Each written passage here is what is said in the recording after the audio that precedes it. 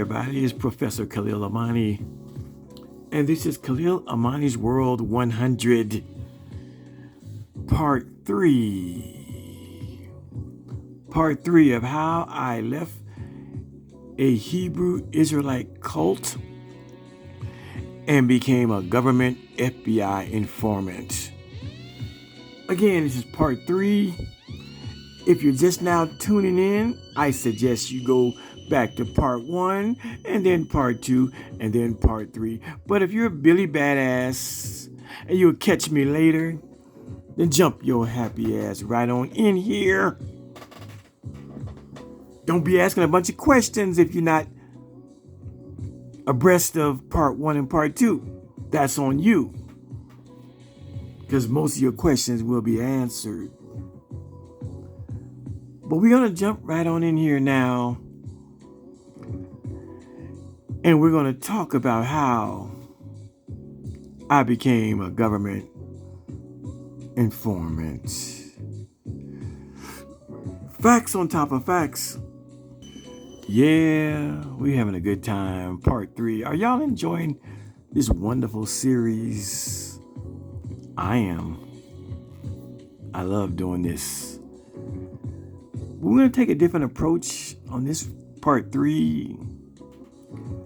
I want to talk about what the YouTube streets have said about me negatively for a moment. That's right.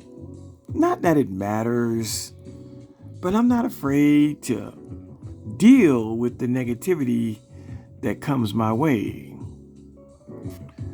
And so I've told my cult story, but there was this one guy, y'all know him. His name is Israel Doctrine. We affectionately call him Pizzy because he peed a bed.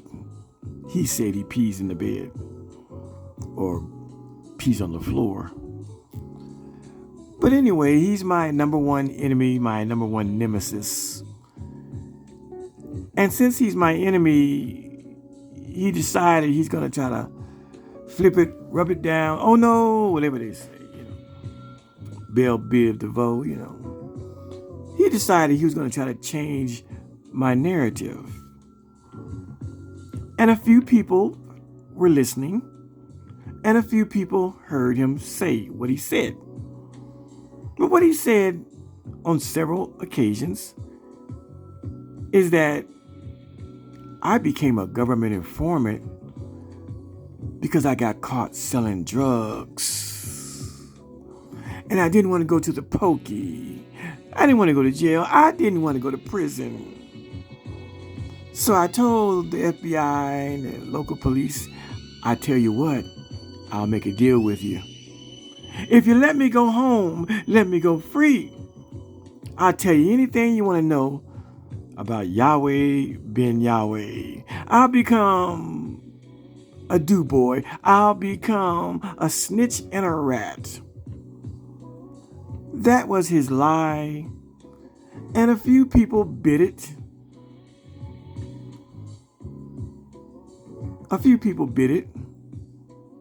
And I'm going to let you hear them talk about the lie.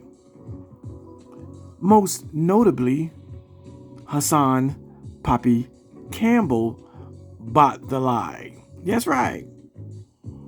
Now, shout out to Hassan Campbell today, because I know he knows he was lying, and I know he knows that was not the truth. Me and Hassan Campbell today, we are in a good space and a good place. So I'm not going to shit on the man today.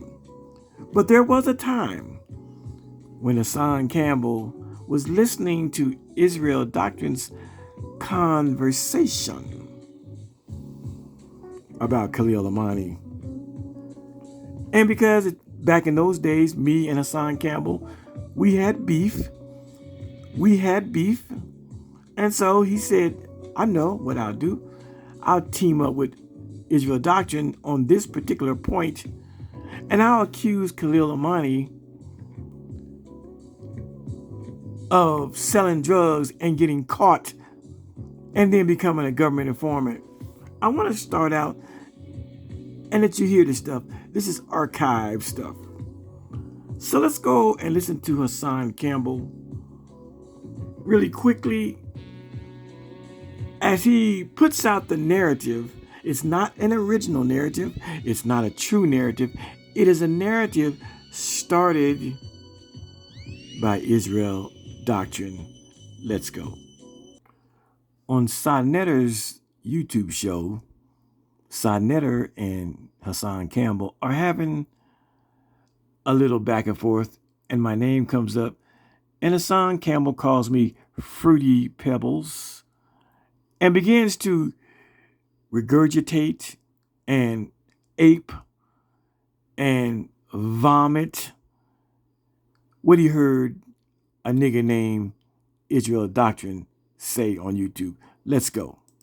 When your man on Fruity Pebble, what's his name again? Oh, the one that picked out Yahweh, big Yahweh. See what you're doing, bro? Let me finish. Go ahead. Because you don't Look what you're doing though right now. Let me finish though. Go ahead. Khalil Amani, right? Well, if you listen to Khalil Amani's story, which I listened to his story, Yahweh big Yahweh sits him on a bus all the way to gave him a ticket, kissed him in the mouth, took him all the way to New Jersey, and told him to start a chapter out there. He didn't have no way to live. He didn't give him no money, no nothing. Took him on his way. Make a long story short, Khalil Amani started selling drugs from his own mouth, not my mouth. He got locked up, caught a case, and then decided after he left his wife and kid with somebody that he calls a pedophile, because you knew he was a pedophile before you left and got on the bus and left your wife and kid there. You want to start selling drugs, you just now. When your man on Fruity Pebble, what's his name again? Oh, the one that picked out Yahweh, big Yahweh. See what you're doing, bro? Let me finish. Go ahead. Because you don't Look at what you're doing though right now. Let me finish though. Go ahead. Khalil Amani, right? Well, if you listen to Khalil Amani's story, which I listened to his story, Yahweh big Yahweh sits him on a bus all the way to gave him a ticket, kissed him in the mouth, and told him to start a chapter out there. He didn't have no way to live. He didn't give him no money, no nothing. Took him on his way. Make a long story short, Khalil Amani started selling drugs from his own mouth, not my mouth. He got locked up, caught a case, and then decided after he left his wife and kid with somebody that he calls a pedophile, because you knew he was a pedophile before you left and got on the bus and left your wife and kid there. You want to start selling drugs, you just now. When your man on Fruity Pebble, what's his name again? Oh, the one that picked out Yahweh, big Yahweh. See what you're doing, bro? Let me finish. Go ahead. Because you don't Look at what you're doing though right now. Let me finish though. Go ahead. Khalil Amani, right? Well, if you listen to Khalil Amani's story, which I listened to his story, Yahweh big Yahweh sits him on a bus all the way to gave him a ticket, kissed him in the mouth, took him all the way to New Jersey, and told him to start a chapter out there. He didn't have no way to live. He didn't give him no money, no nothing. Took him on his way. Make a long story short, Khalil Amani started selling drugs from his own mouth, not my mouth. He got locked up, caught a case, and then decided after he left his wife and kid with somebody that he calls a pedophile, because you knew he was a pedophile before you left and got on the bus and left your wife and kid there. You want to start selling drugs, you just now. Did y'all hear that piece of lying, crap, and bullshit? Did y'all hear me laughing in the background? I'm laughing because he conflated he brought all kinds. I'm talking about Hassan Campbell. Again, we ain't got no beef today.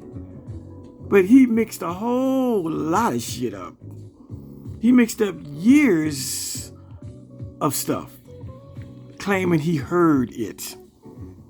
No, he's never heard Khalil Amani say, I was selling drugs and caught a case. What he should have said is, I heard it from Israel Doctrine. That was the dishonesty of this nigga right here, Hassan Campbell. Again, I believe we are in a good space, in a good place today, so I'm not shitting on him. I'm just letting you know what he was saying about me. But it wasn't an original ideal. It was an ideal started by Pizzy Israel Doctrine.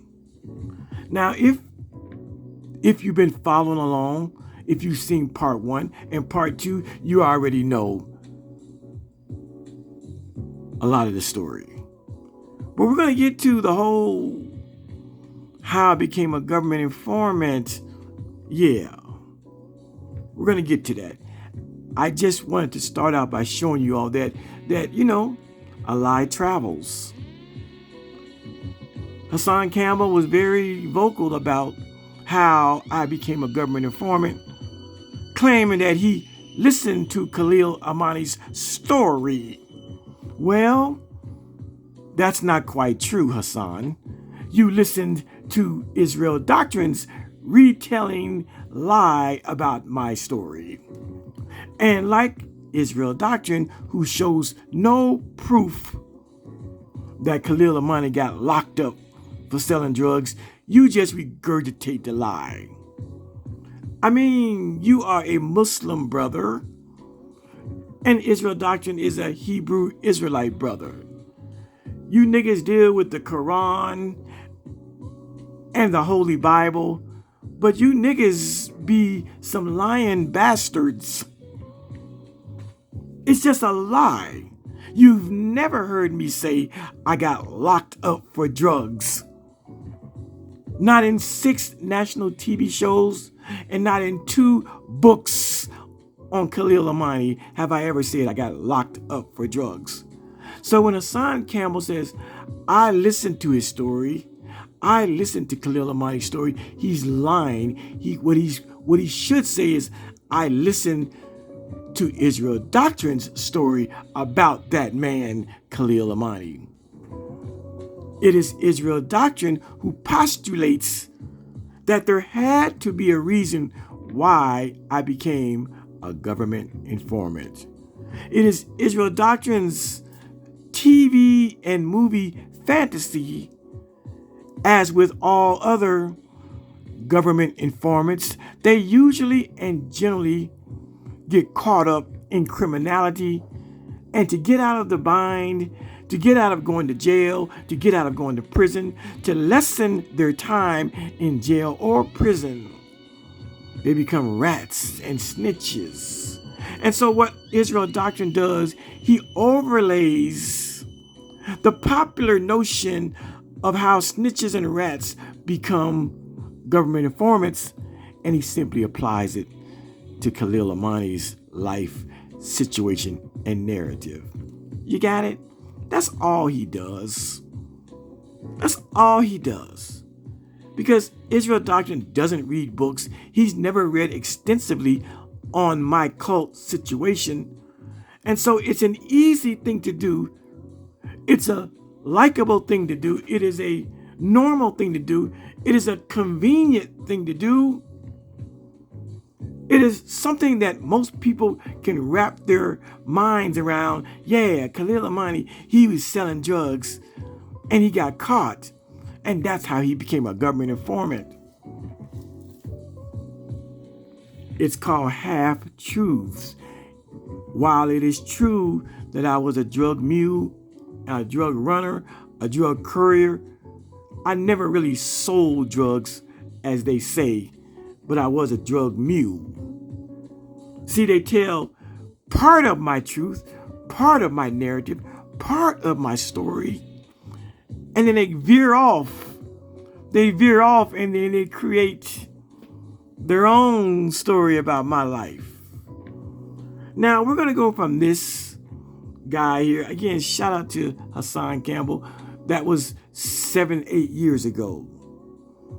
But let me play a recent video, like a 3 or 4 day ago video, where Israel Doctrine, my stalker, by the way, is trying to impugn the integrity of my cult and F.B.I. government story. He's trying to ask questions and put doubt in people's minds as to why I became a federal informant. Oh, yes, he is. Listen to this bitch nigga. Oh, you lying on my story and shit. Nigga, did you not transport drugs up and down the East Coast? Nigga, did you not rob a store? It's in the goddamn book that you wrote. I know nobody ever read the book, but I done heard the audio be read, the book being read and all that shit. So I know your story. I know you was a drug mule. I know you was robbing stores. You ever do any time for it? Can you give us a reason why you ain't do time for it? Yeah, that was like 3 or 4 days ago. The nigga can't keep my mouth. This stalking ass nigga can't keep my name out of his mouth. You see, he starts off his little rant with the truth. Nigga, did you not say you ran drugs up and down East Coast? Yes. Nigga, did you not say... What does he say? He says he speaks the truth. Oh, did you not say you was robbing stores? Yes. That's all fine and well. But then that's not enough. That's not enough for the bitch nigga. I said the nigga starts out speaking the truth. Did you not say that you was running drugs up and down the East Coast? Yes, I said that. And those of you who've been following this series, you've read along with me and you know that's a fact. Did you not say that you was robbing stores? Yes, I said I robbed a business, a restaurant. I said that. So he speaks the truth, but that's not enough. That's not good enough for him. See, he believes me when I tell him about my criminality. He swallows that shit like he's choking on a dick. I said, the fuck nigga, he believed me 1,000% when I say I was a drug mule running cocaine from Miami to DC. He got no problem with that. He got no issue with that. He believes it. When I tell him I was robbing stores, robbing restaurants, he believes it 100%. He got no problem with me telling that truth. But then, because I say I never got caught selling drugs by the F.B.I. or the Miami police. I never got caught. All of a sudden now he wants to impugn the integrity of my narrative. He wants to throw out a question, an open-ended question, which suggests that I'm holding back something from y'all.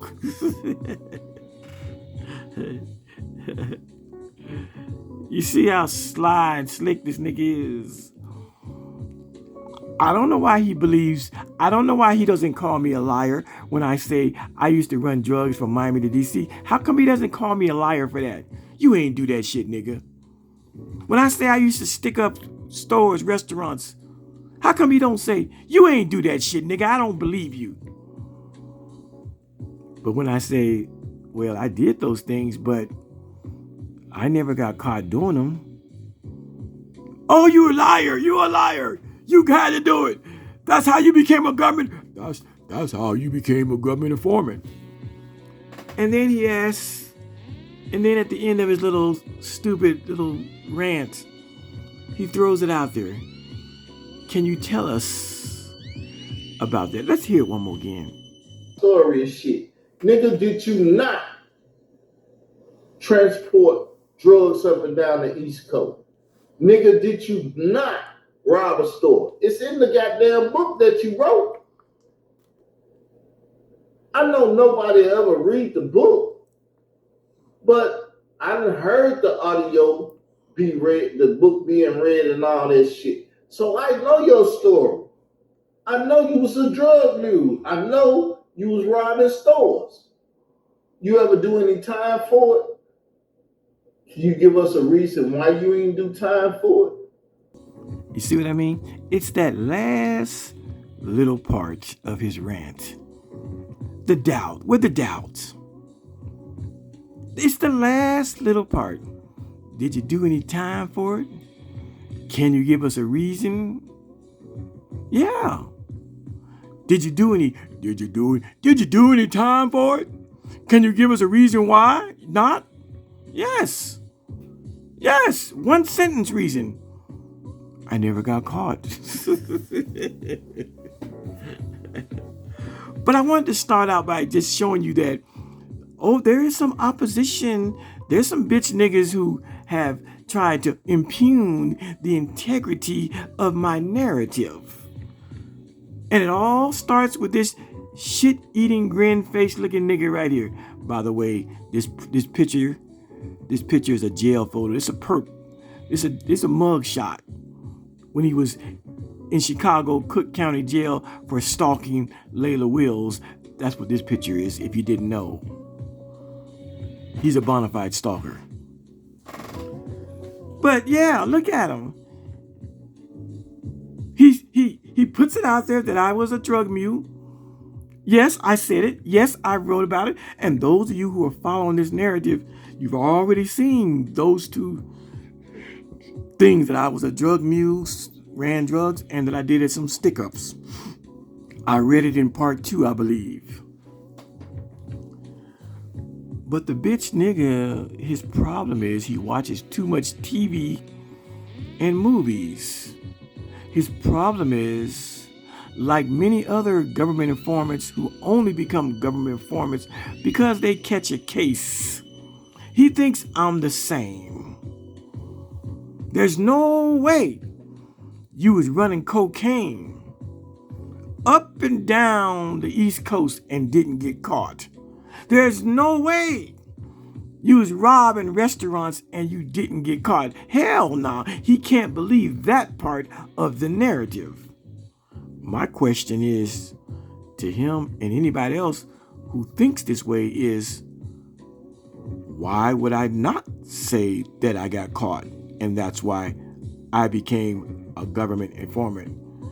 Don't you think it's crazy enough that a man would come on YouTube, show his face, and readily and openly admit to being a government informant? Don't you think that's a bold thing to do and say? Don't you think it's a bold and crazy thing for a man to come on YouTube and say he was in the witness protection program after working with the F.B.I.? Don't you think that's crazy enough? And if you think that's crazy, why would I not openly admit, yeah, I caught a case. I caught a case for running drugs, and yeah, when I got locked up, I told, the Dade County Police or the feds, I said, look, I don't want to be in this jail, but I can help you solve the Yahweh murders in Miami if you let me out. And believe it or not, I truly believe if I had gotten caught selling drugs or running drugs up the coast, I probably would have tried to make a deal. I ain't gonna lie about that. I don't want to be in jail or prison. If I had a get out of jail free card, if I had an ace up my sleeve, damn right I would have snitched. Damn right I would have ratted. I don't run from that. Motherfuck the street code. And so, again, just to reiterate, I never got caught selling drugs to become a government informant. But I will admit, I truly believe that if I had gotten pinched, busted for being a drug mule, I probably would have snitched. I probably would have tried to find a get out of jail free card. I probably would have pulled, something out of my ass. I probably would have looked for a way to get out of this jam. Oh, y'all want to know about Yahweh ben Yahweh? Let me tell you, man. All I need is immunity. All I need is for you. Let me out of the pokey. Get me out of here. I'll tell you what you want to know. I ain't got no problem admitting that I probably would have done it. But the reality is, the nigga is bastardizing my story. So I just want to start with that there is niggas out here who want to flip the narrative and create some shit, yet they can't bring no receipts, no proof.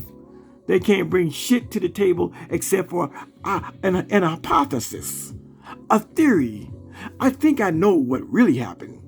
I mean, goddamn, I know the nigga is admitting to, being a government informant. I know the nigga is admitting to being in the witness protection program. I know the nigga is admitting to kissing Yahweh ben Yahweh in the mouth, but that ain't enough. I want this nigga to say he got caught selling drugs.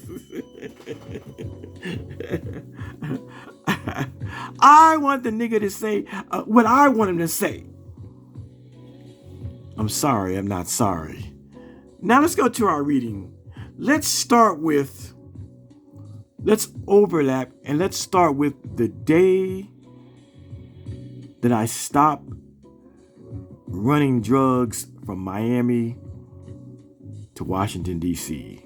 Again, you have to go back to part 1 and part 2 to get all the juicy stuff of how we even got here. But if you are abreast because you watch 1 and 2, great. What we're going to do, we're going to start from the day that I said, no more drug mule, no more courier, no more running drugs up the coast, no more risking my freedom for money. We're going to start there, and we're going to read from my book. If you didn't know, I wrote a book about this stuff. I'm not just talking on YouTube. I actually did the work.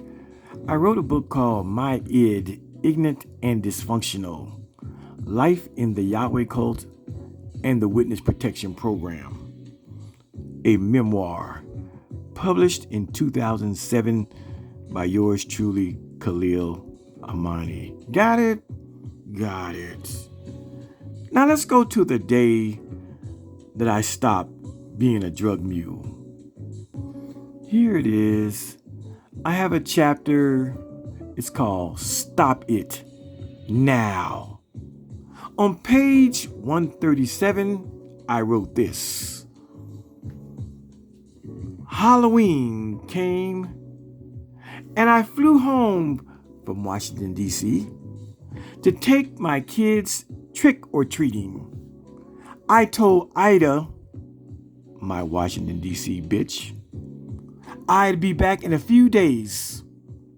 That night in Miami, as I held my kids' hands and walked them around the neighborhood, something said to me, "Stop it now." I knew exactly what my mind was telling me. Stop this foolish drug dealing, or I'll be locked up like Yahweh ben Yahweh never could have locked me up. I couldn't fathom the thought of prison. That scared me. I had to stop drug dealing and some other shit that I was getting into. I'd recently done my first stick up. We robbed a restaurant at gunpoint. I was headed down a bad road. But now my conscience was talking to my ass through those darling little children of mine. I had to stop being a thug and a hustler and a pimp, or my life would take an even deeper plunge. Did I stop drug dealing? Yes. That same night, at that exact moment, I never touched another piece of cocaine as of October 31st. Here's a typo. 1985. It should say 85, but it says 86. That is a typo. 1985, October 31st, 1985. I never went back to D.C. to get my clothes, jewelry, or any other possessions. I went cold turkey. It was over just like that, and just that easy. My children were too important to risk my freedom doing illegal shit. Now, I would get an honest job and move on. You see? And so when you hear this fuck nigga Israel doctrine recount me running drugs and sticking up stores and restaurants, this is where he got it from. Because I told that bitch nigga that shit. This is where he got it from. He heard that. And this is not the first time I've shown this clip from my book. But isn't it interesting that this bitch nigga Israel doctrine, he can hear me talk about being a drug mule running drugs. He can hear me talk about robbing a restaurant, a store as he calls it. He can hear that. But the last paragraph, the nigga don't want to hear that part. The nigga doesn't want to hear, did I stop drug dealing? Question. Answer, yes. That same night, at that exact moment, I never touched another piece of cocaine as of October 31st, 1985. Again, that's a typo. It shouldn't say 86, 85. I never went back to DC to get my clothes, jewelry, or any other possessions. I went cold turkey. It was over just like that and just that easy. And my reason? What was my reason for stopping? Why did I stop selling drugs and being a drug mule? Right here, underline. My children were too important to risk my freedom doing illegal shit. Now I would get an honest job and move on. And so we've answered the bitch nigga's question. We've answered it. Again, people, isn't it interesting that people just hear what the fuck they want to hear and they believe what they want to believe? He heard me say I was a drug mule. He heard me say I stuck up stores, robbed stores. He heard that. But that last part, he didn't want to hear.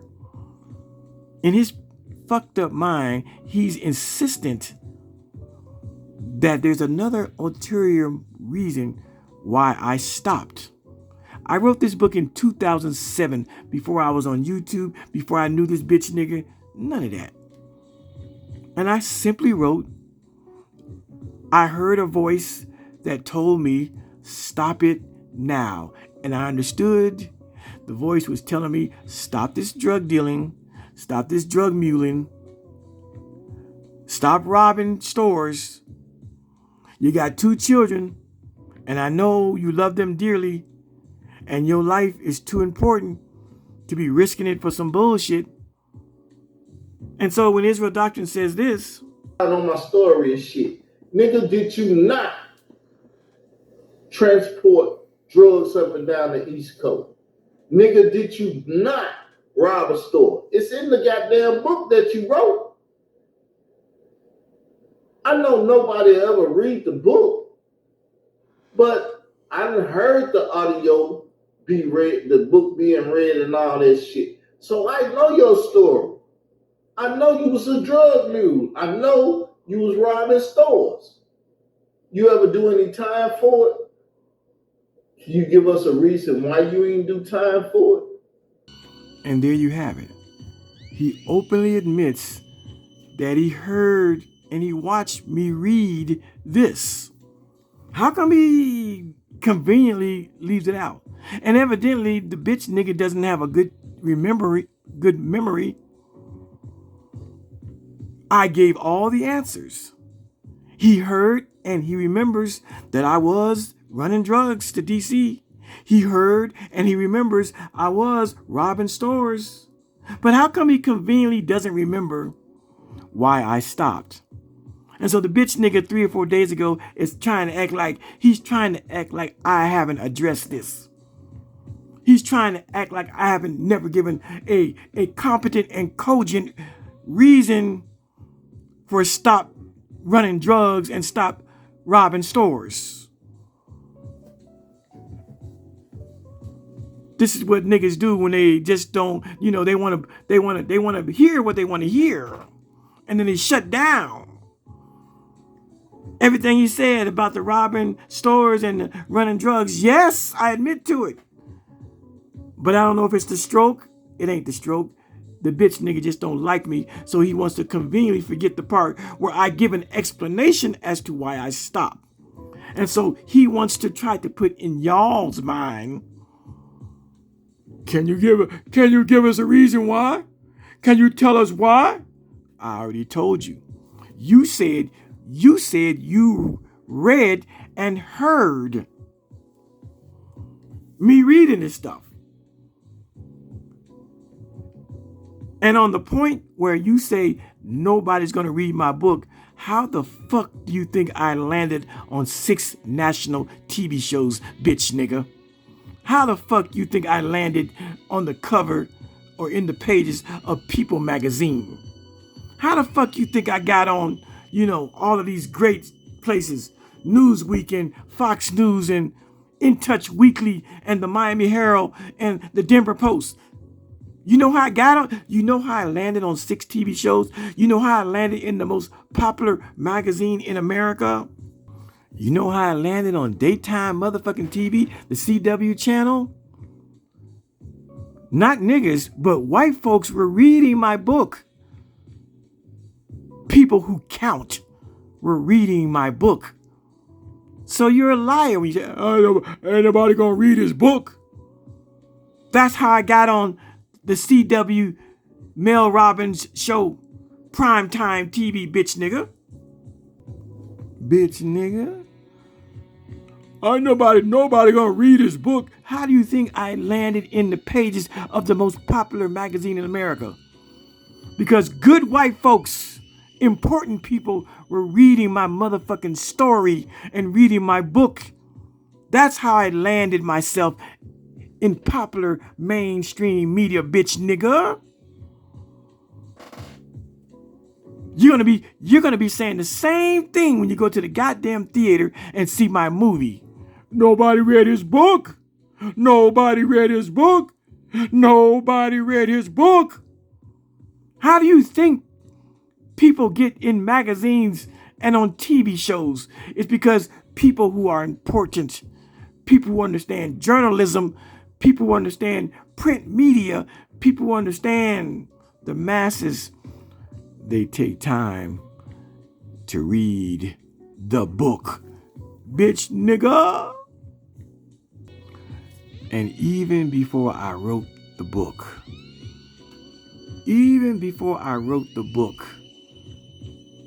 media was paying attention and asking about my story being in a cult. This is the first article where someone paid attention to what I was talking about.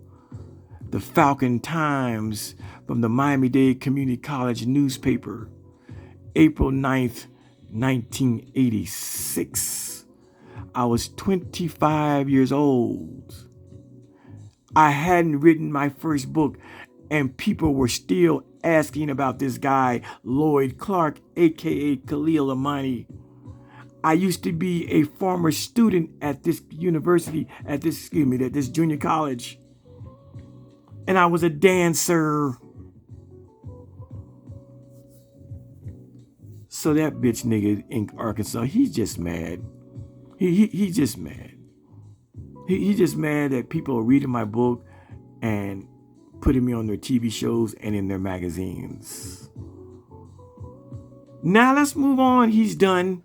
He's toast. Because this is not about him. Trust me, again, when I get to 1,000 subscribers, I'm going to redo all of this. And I'm never going to mention people like Israel Doctrine. I'm doing it here because this is a small series. But when I get ready to really lay this down about my life, he will not be mentioned. Trust and believe. I just wanted to show you what the opposition was saying about my story. All right. So you want to know how and why did I become a government informant. It's time for y'all to listen up because I'm going to read some excerpts from my book, okay? Again, I wrote this book in 2007 before I had to explain anything to anybody. And I still don't need to explain anything to anybody. But I'm going to let you read what I wrote. All right? Now you see, you found out thus far that I had about a 6-month tour of criminality with drugs, stuck up a store. But I went home on Halloween night, took my kids trick-or-treating, had an epiphany, a mental vision. I heard a voice telling me, stop it now. And I understood the voice,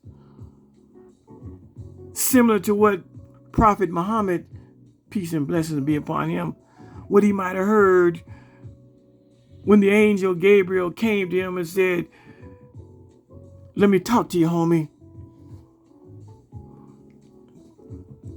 And made him recite the Quran.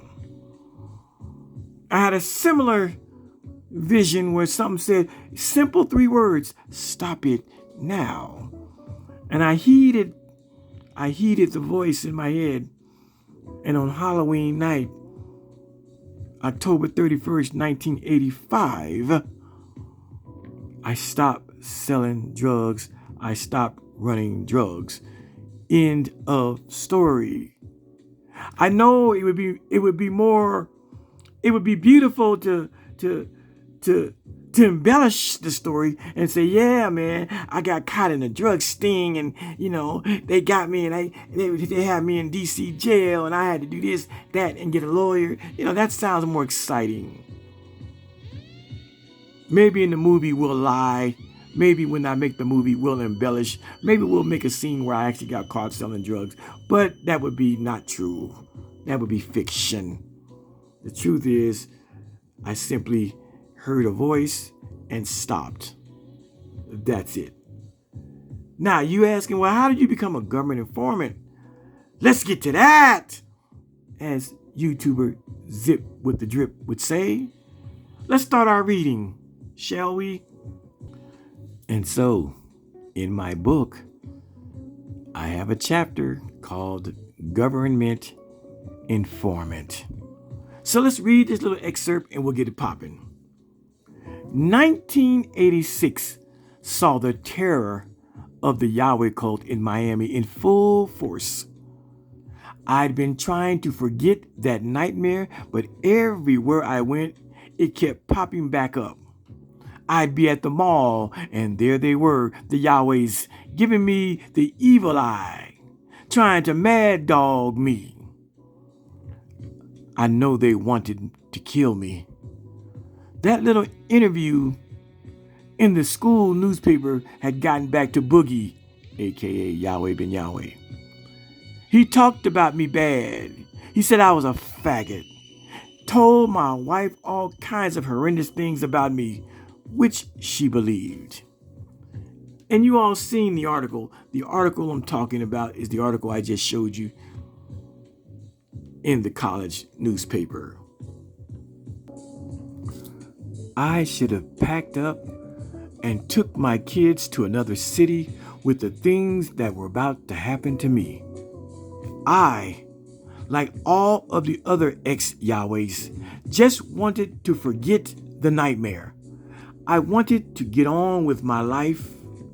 The more I tried to act like those sheet-wearing fools on 62nd Street did not exist, the more closely I was being drawn to address the situation. Soon, it would be clear to me that I had a mission, a calling. What prompted me to become proactive and start speaking out against the atrocities being committed by these black thug terrorist gangsters who call themselves the righteous was the bombing of a Delray Beach black neighborhood where a baby was seriously burned and some houses burned down. When I heard it, I knew who'd done it. The Yahwehs. It was reported that the Yahwehs had gotten into a skirmish with some of the locals. They got beat down. So, in retaliation, they came back that night in a van and firebombed the neighborhood. The wrong neighborhood, I might add.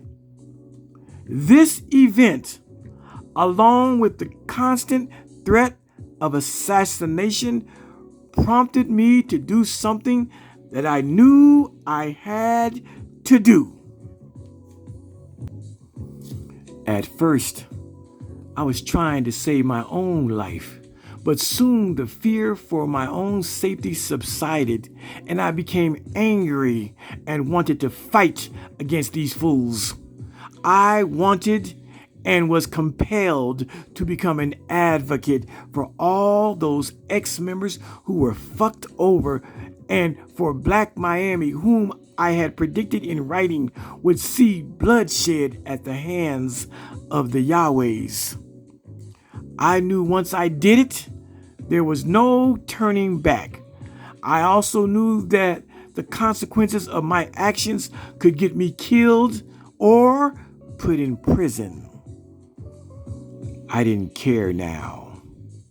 It was just a matter of time before the Yahwehs were going to call my number, and when they did, it would be lights out for me.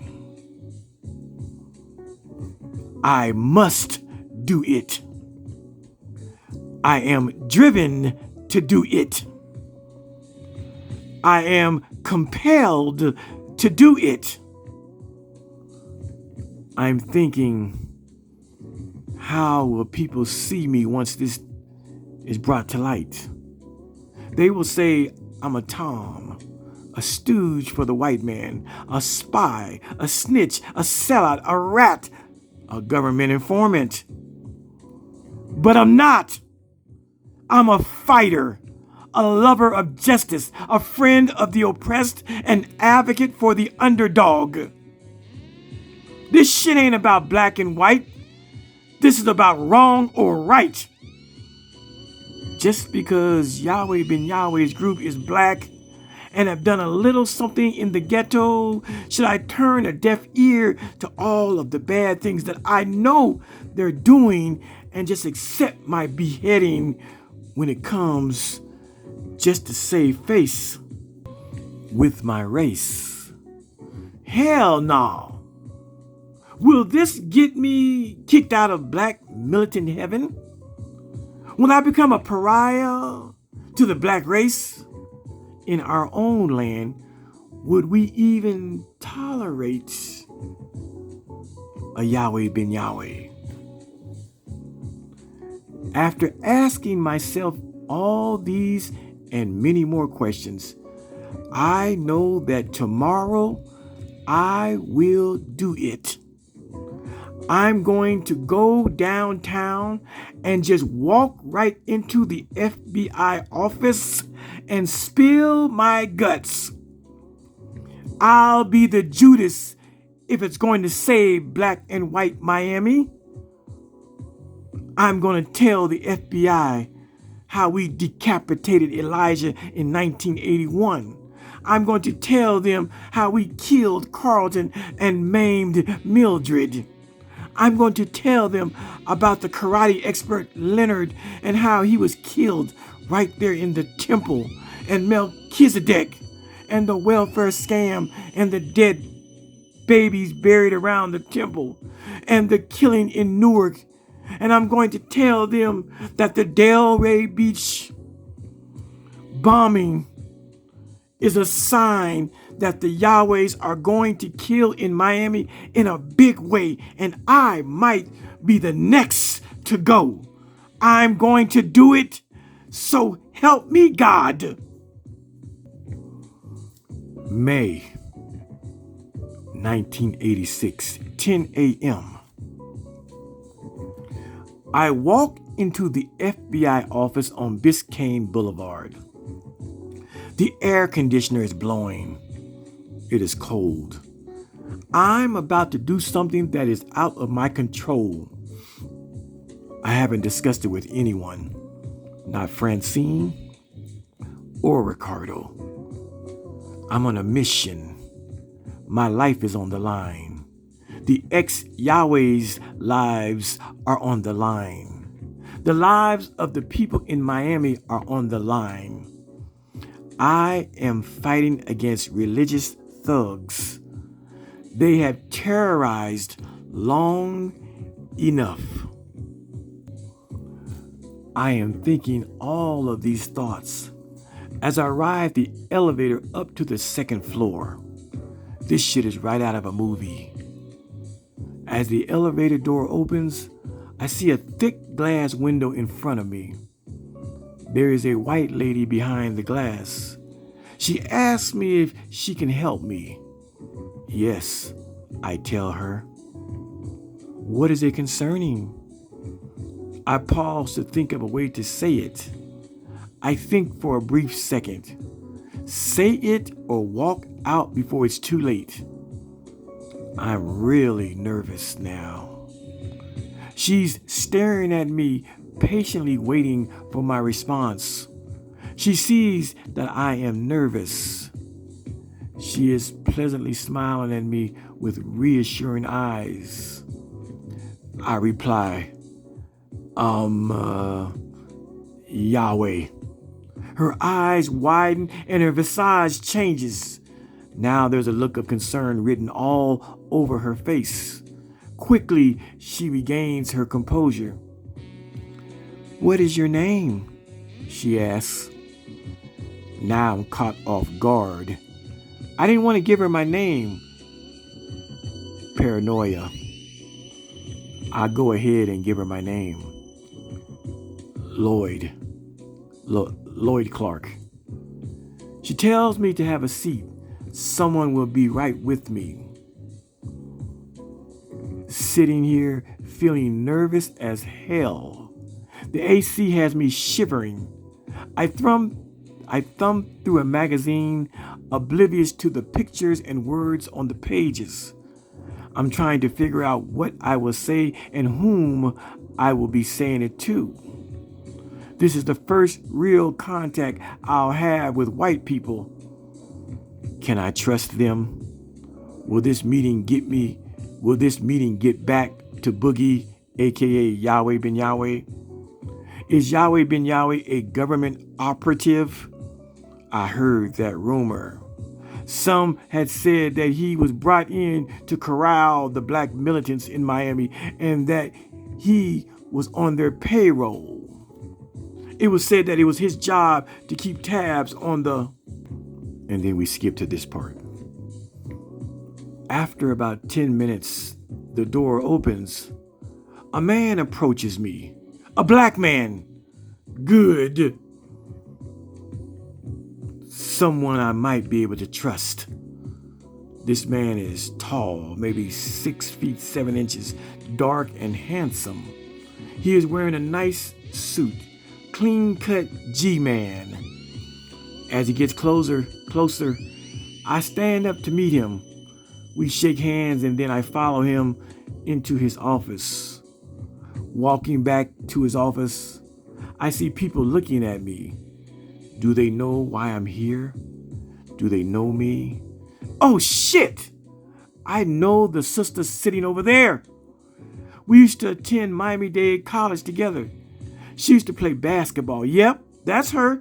All 6 feet of her. I used to wax that ass 2 or 3 times a week. Facts. We dated briefly when Karen and I were having problems. She sees me and smiles.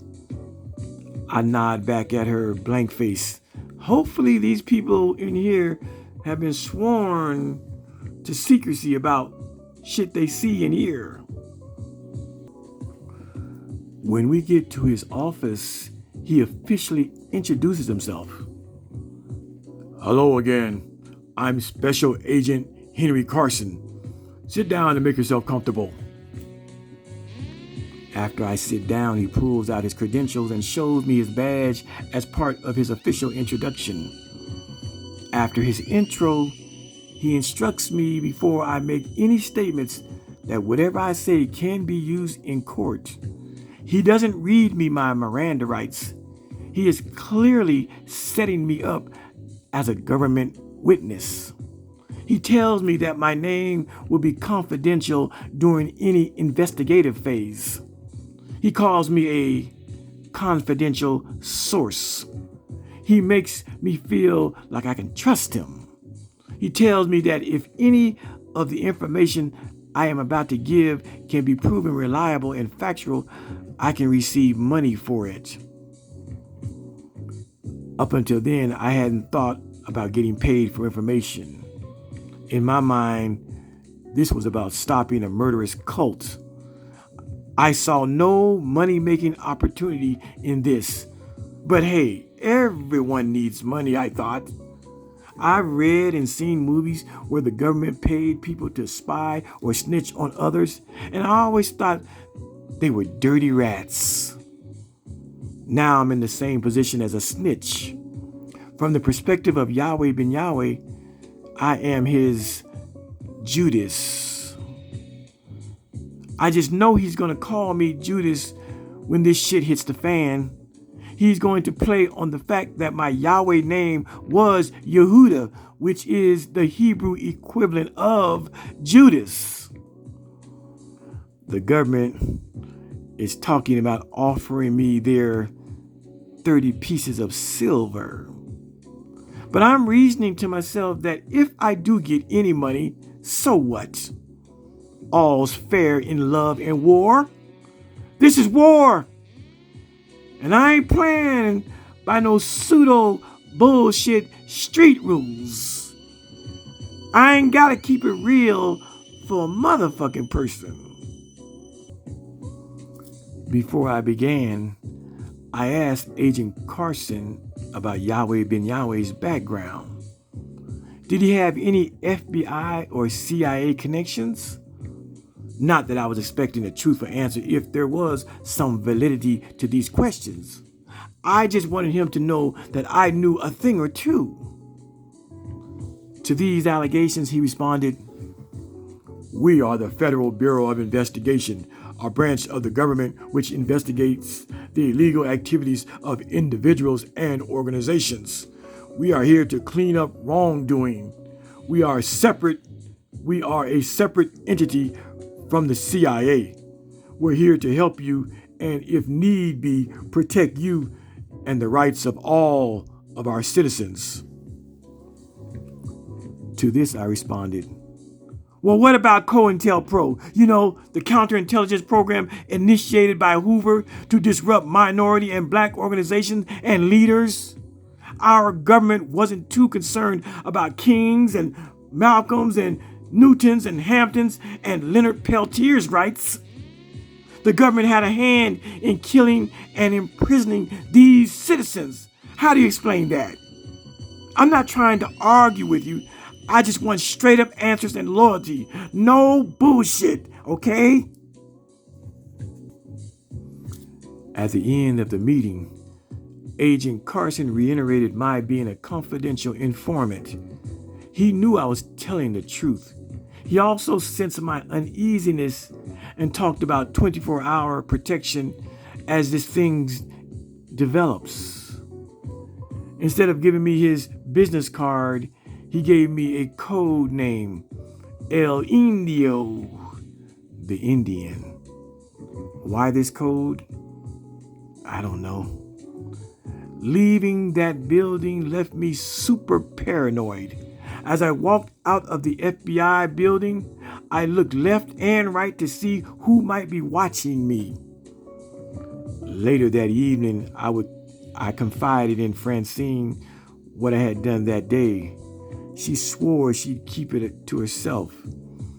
I believed her. I had to tell someone. If anything should happen to me, I wanted at least one person to know the whole truth. Francine, who was a girlfriend of mine, a black woman knew all. Did you enjoy that? That's from the pen of Khalil Amani. And this picture you're looking at, this is about how I looked when I walked into the government FBI office. This was about 1986-ish. I'm 26 years old. You got it? See, having receipts and having already tackled this subject and wrote about it some 18 years ago. Let's see. I wrote this, I published in 2007. 2007 to 2017 is 10 years, and then 3 and 8 more. 18 years ago.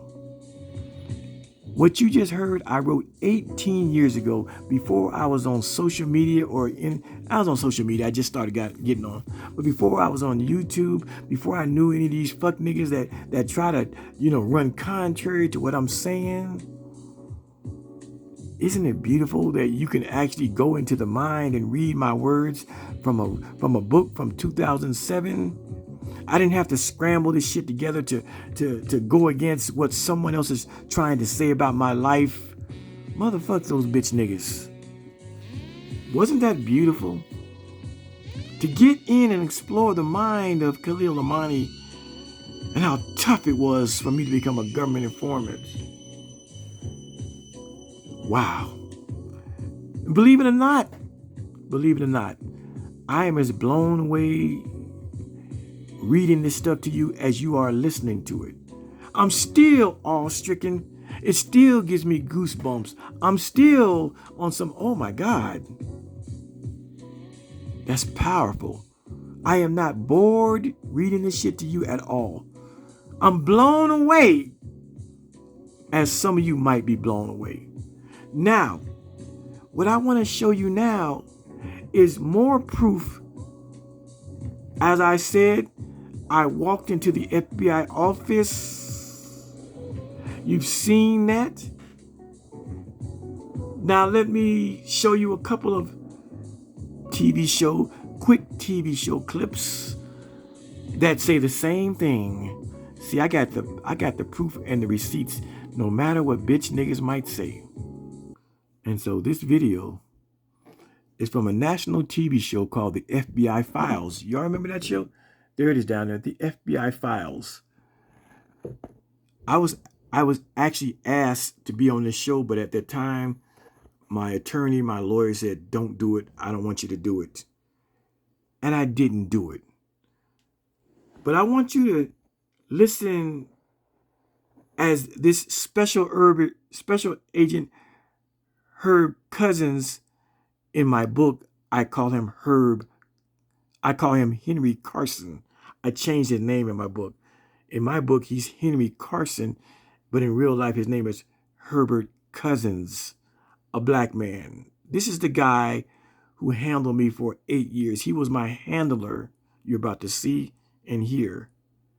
This is the guy, when I first walked into the FBI, he's the one that met me. And so this felonious and lying-ass narrative put forth by the likes of Israel Doctrine and spouted by the likes of Hassan Campbell that I got caught selling drugs. Here we have actual footage, and what you're going to hear this FBI agent say is that an informant walked in. He doesn't mention me by name because that's not what the FBI does. They don't tell names. But you're going to hear him say that a confidential informant walked in. That's so much different than we caught a nigga running drugs and we busted him and then he became a confidential informant. Listen as he says that a confidential walked in, and the person that walked in he's talking about is Lloyd Clark, that you all know as Khalil Amani. Let's go.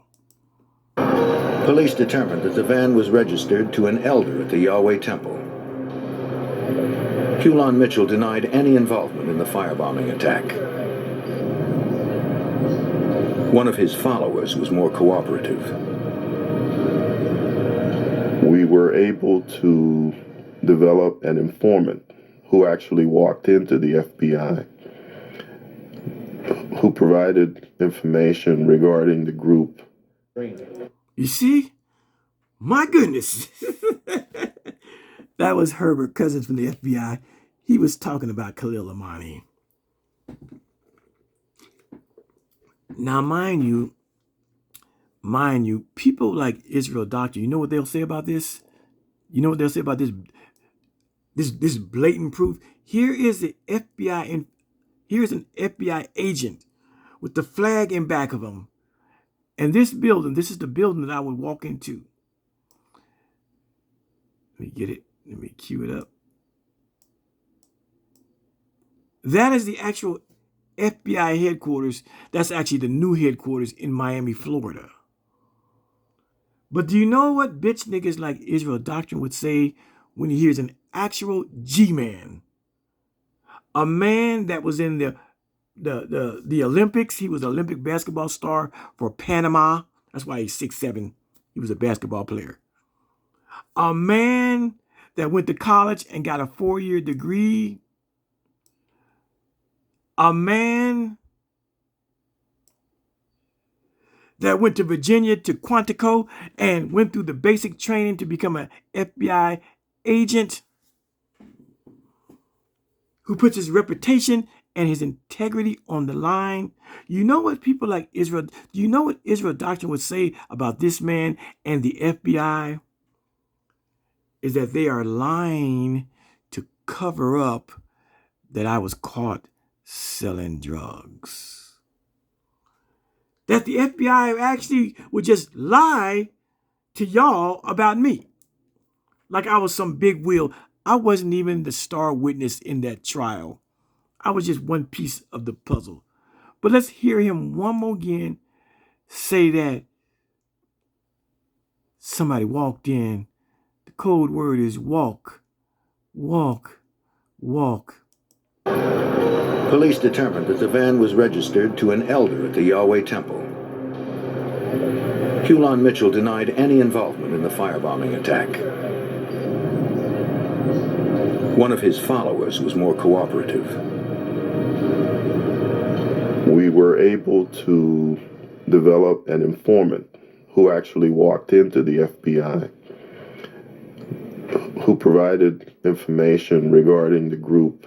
There you go. There you have it. Now I want to show you a clip of me on one of my 6 TV shows. And so, in 2010, at 50 years of age, Khalil Amani was on a TV show. This was my second national TV show. My first TV show was in 1988 on CBS's West 57th Street. Some of y'all too young to remember that show, but it was a crime show. But in 2010, Khalil Amani would go on another show.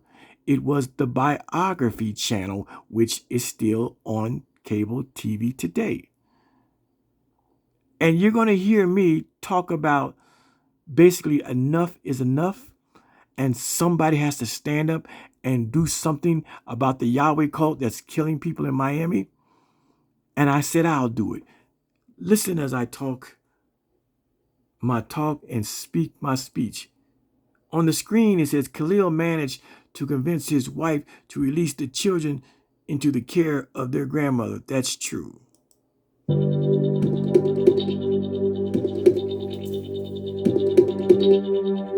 I'd watch TV and I would see things that were happening with the Yahwehs.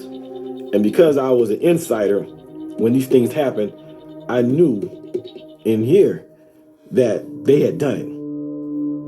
One incident was them bombing this neighborhood up in Delray Beach. And I understood a little baby was burned. And to me, that was the last straw. I was like, somebody has got to put a stop to this madness. And evidently, no one's going to do it. I'll do it. You see how my ducks are all lined up in a row? See how the story is consistent?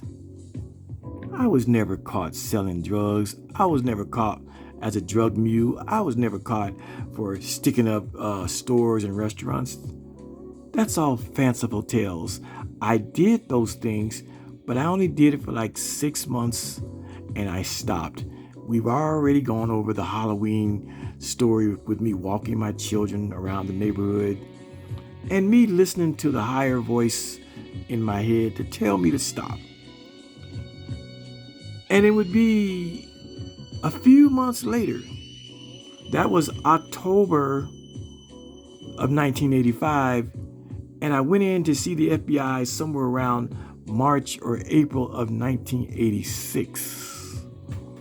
And so as you saw on this TV show, the Biography Channel, I rationalized and realized that nobody seems to want to stand up and say something about the criminality and the murders being committed in the city of Miami. So I said, somebody's got to do it. I'll do it. It ain't got nothing to do with me going to jail, getting pinched for drugs. Run that shit back one more time, Khalil Amani. That would let me know what they're saying about me. So as time went on, it got back to me that basically they'd kill me if they caught me in the right place.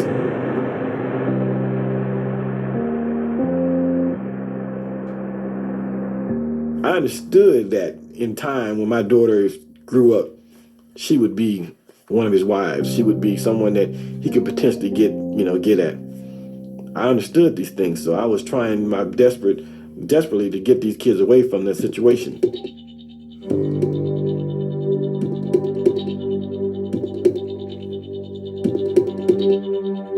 I'd watch TV and I would see things that were happening with the Yahwehs. And because I was an insider, when these things happened, I knew in here that they had done it.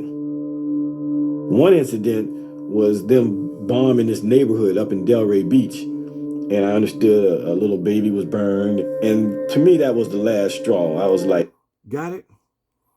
This was the last straw that the Yahwehs had burned down the wrong neighborhood, a neighborhood nonetheless, a black neighborhood with black residents. And they burned a black baby. And when I heard it on the news, I knew it was the motherfuckers down there on 62nd Street calling themselves Hebrew Israelites.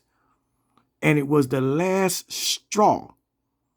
You see, it was an amalgamation of things that made me go, don't try to pigeonhole my narrative and my story that I became a government informant because of my daughter or because of my wife, because of this. Those were extenuating circumstances and factors. But it was a plethora of things that made me finally say, I am going to go to the FBI. That bitch nigga Israel Doctrine, he tries to make my going to the FBI, well, first he says, of course, that I got caught selling drugs and that's why I became a government informant. But beyond that, he'll say, oh, he tried to do it because he knew Yahweh ben Yahweh was going to fuck his daughter. That's why he became a government informant, because Yahweh ben Yahweh was going to fuck his daughter. You simple-minded, simplistic, superficial fuck. There's a lot of circumstances. It wasn't just about my fucking daughter. I tell these stories about him trying to get with young girls and potentially my daughter. That's just one part of the puzzle. You one-tracked, one-mind bitch-ass nigga.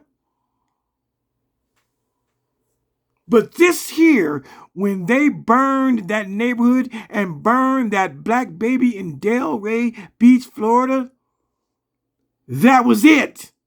Did you hear what I just said? It was the last straw. Say it again.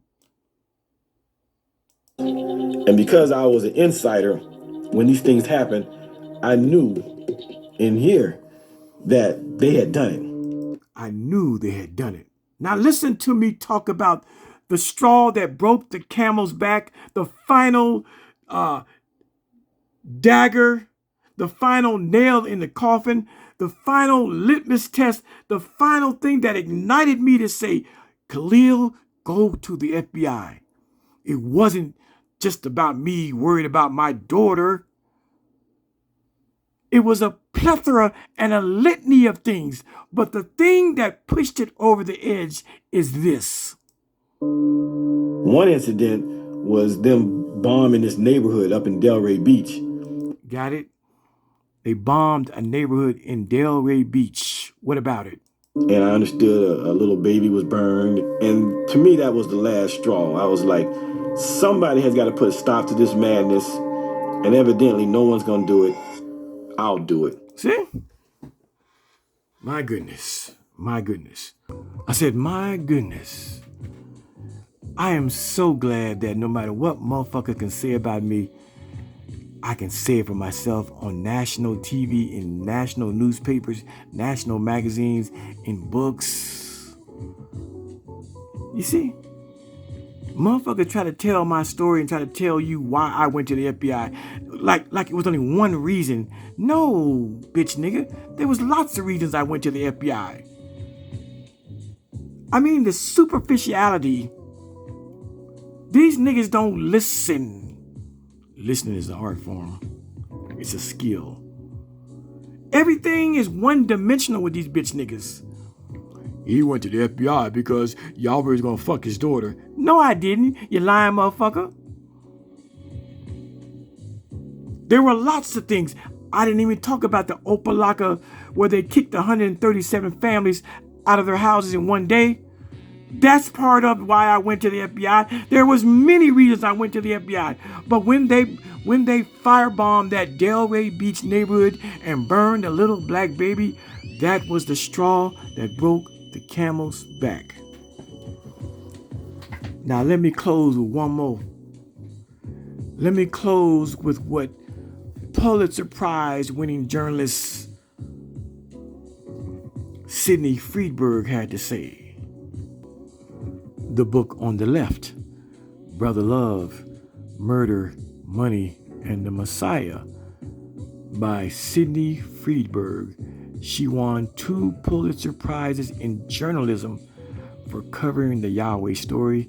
And in her book, My Story is Told, and I believe she has 3 pictures of me in her book. And the book on the right, of course, is my book. It's not just me telling the story. I got real live, mainstream Pulitzer Prize-winning journalists telling my story. Let's look at what she said about me going to the FBI as we close it out. All right, let's read her book, and we're going to close this section out. Brother Love, Murder, Money, and the Messiah by Sidney Friedberg, page 200. Look what she writes. Remember that firebombing you just saw me talk about on TV? Then came the firebombing. Old feelings for his wife, his meaning Lloyd or Khalil's wife and kids surged back. He felt guilty about the burned baby girl. I said Lloyd or Khalil, he felt guilty about the burned baby girl. He had nightmares about what happened to the affectionate Ashton Green. Ashton Green was beheaded. At the least, Lloyd had watched a near fatal beating. I did watch him get beat. And done nothing. I did. I stood there and watched it. Didn't that make him just as much a murderer? Possibly so. And I was willing to go to prison for my actions, but I was going to take this fucking man down. See? Lloyd or Khalil, he knew he had committed other indictable offenses. I did. But implicating himself didn't seem to matter anymore. If I got to go to jail, I just got to go to jail. If I implicate myself, oh well. Lloyd or Khalil would have preferred to see Yahweh ben Yahweh dead, but seeing him in jail would do. Fuck this, Lloyd, aka Khalil, thought. Fuck this. Somebody has to say something and put an end to this shit. I said, fuck this, Lloyd thought. Somebody has to say something and put an end to this shit.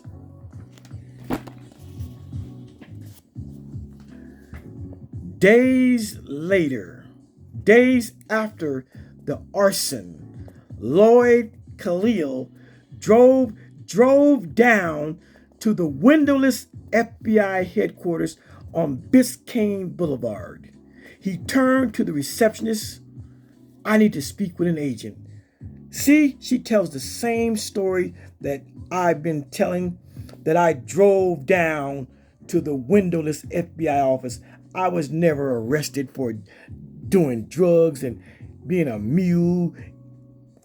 None of that shit that Israel doctrine says. He's a motherfucking rabid liar going straight to hell with gasoline jaws on. By his own book, by his own teaching, he's going to hell, because the book of Revelation says all liars will have their part in the sea which burneth with fire and brimstone. So get ready, bitch nigga.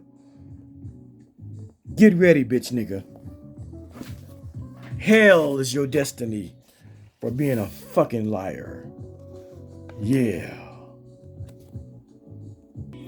All right. I so enjoy this stuff. I am passionate and emotional. I'm never angry. When I call niggas bitch niggas and shit, like, I'm not angry. I'm just passionate.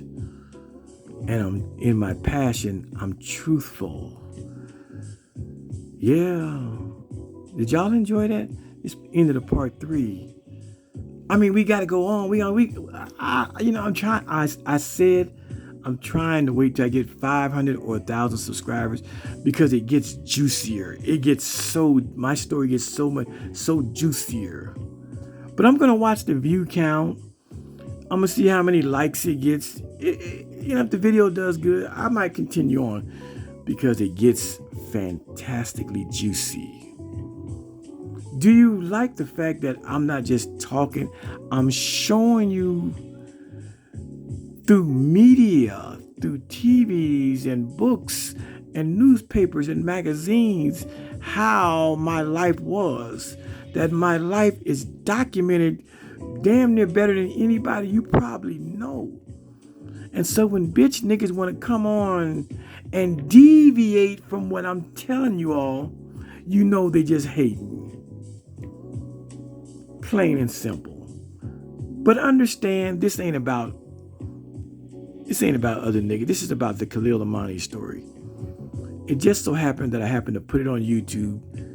And when you put stuff on YouTube, it's up for deconstruction, criticism, and critique. And you gotta accept that shit. You gotta accept that you're gonna have enemies, and these enemies are gonna bastardize your story. They're gonna try to flip the narrative. They're gonna try to paint a different picture, just out of hate for you. They're gonna take part of what you said.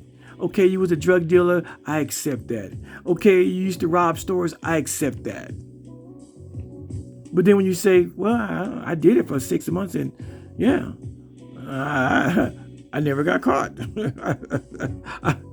I simply heard a voice in my head on Halloween night and taking my kids trick-or-treating and said, okay, I'm not going to do that no more.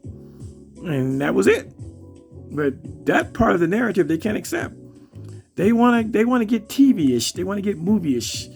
They want to go back to what they know best. And that is, the only way you become a government informant is because you have to have done something bad and got caught by the police.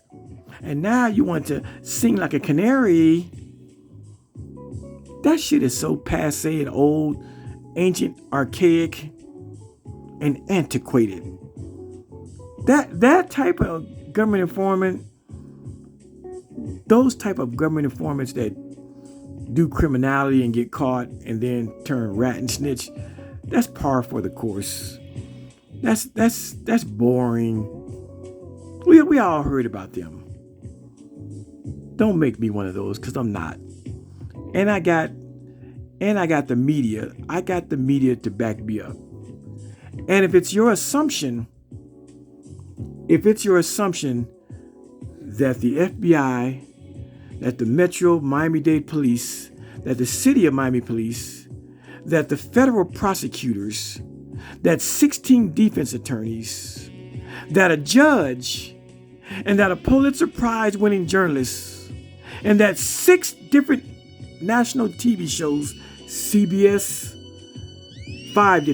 6 different, the FBI Files, CBS, the Biography Channel, the Oxygen Channel, the Investigation Discovery Channel, the CW Channel. I'm missing somebody. And CBS. Anyway, 6 or 7 TV shows. If it is your contention and your theory and your hypothesis and your conspiracy that all these people got together in a secret meeting in a secret room and said, we're not going to tell people that we actually caught Khalil Amani with drugs. We're going to say that he walked into the FBI. We're going to tell all the different newspapers and magazines and TV shows. We're going to make that the conspiracy lie. And the fucked up thing about it is, Khalil Amani wasn't even the star attraction. I wasn't even the star witness that needed that type of protection or even to be lied on like that. What people like Israel Doctrine don't know is that the star witness, a guy named Robert Rozier, the first thing they did when he got on the stand, 16 lawyers, you know what they did? They attacked his criminal record. And he was the star witness. So how stupid does it sound for someone like Israel Doctrine to claim that they suppressed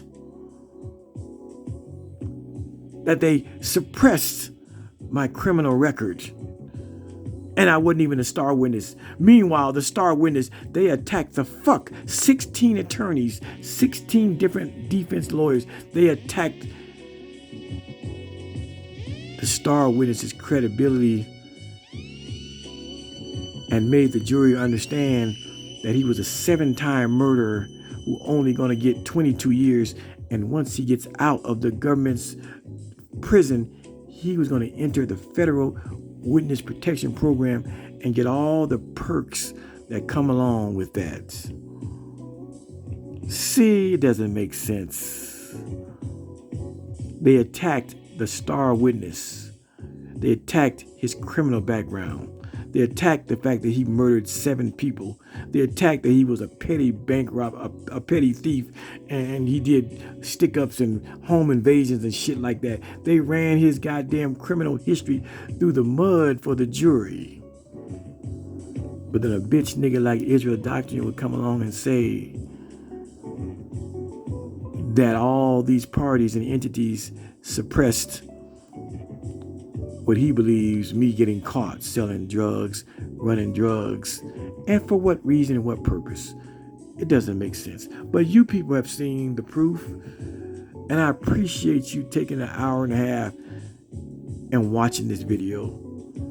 I'm going to end this series, but I might come back.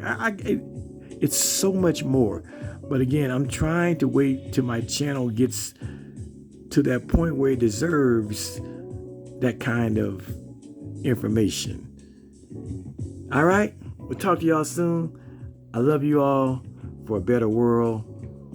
Subscribe, hit the thumbs up button. Let me know that you like the video. It helps me and makes me want to come back and do what I'm doing. All right, talk to you soon. Peace.